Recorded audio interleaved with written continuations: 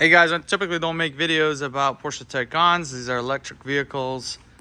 Work on these occasionally, but I did want to mention a few things for those that do own these cars. They are really cool. And the brake rotors look amazing. That mirror finished tungsten.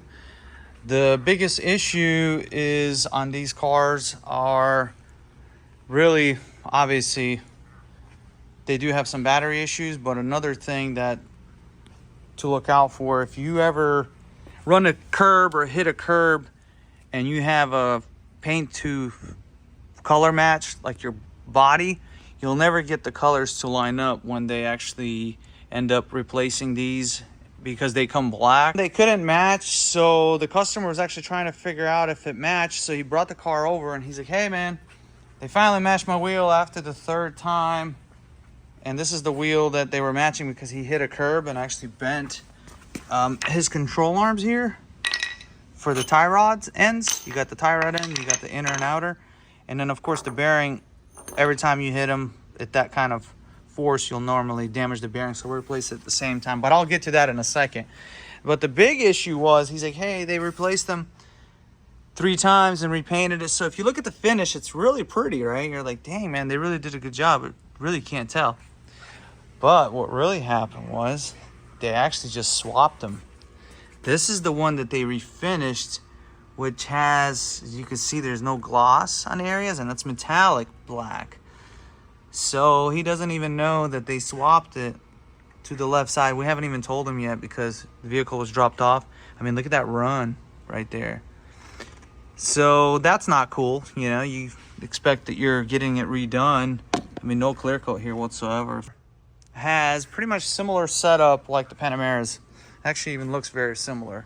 So when you hit a curb with this thing, you will damage stuff fast. You will damage the control arms. But in our opinion, and what we've tested, is the customer stated that the place that he took it to, they told him he needed a whole new column, which is this unit here going all the way back. It's actually covered by plastics.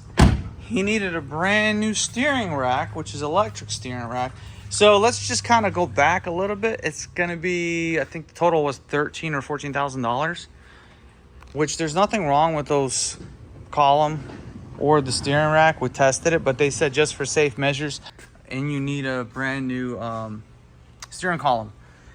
So just be prepared to pay that. At the end of the day, it's a $13,000 job. So what we're doing here is another problem that I wanted to mention, is they have camber issues with these cars.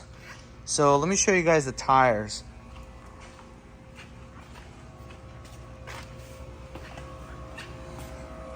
So these tires actually still have a little bit of life left, but check out the cambers. The cambers, that the edge of the tire, this is due to the camber being excessively negative, having a negative camber. This causes the tires to wear significantly on the inside. Look at that. And pretty much prematurely. I mean, these are already pretty much the wear marks, so they needed to get replaced. But before the wear marks even happened, they wore out pretty significantly. So that's an issue with these. So we do have a way to fix that. Kind of Teslas have the same problem, which we don't work on those, but I fixed several for my buddies that own them.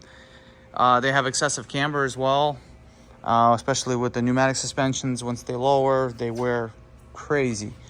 So expect to pay to get new tires all the time, because this is a 2021, so it's only a few years old, and really he needed tires last year. So, but other than that, it's a really pretty car. For those that like electric vehicles, this is a perfect car.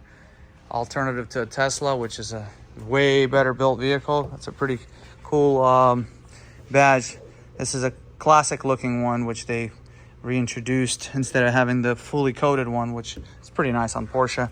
But the lights, everything looks amazing. Now this is kind of a base model, so this one's not going to have all the leather bits. This is all imitated leather, so the quality of typical Porsche is not here, which you would expect to have full real leather. So this is faux leather, but at least the seats are leather here in the middle. This is also faux. They should not have fake leather anywhere because it's a premium brand, but that's just kind of something I wanted to point out. Turbo model, or the Turbo S, which is nothing terrible about it, they have a pretty premium interior. So anyways, guys, thanks for watching. We'll see you next time.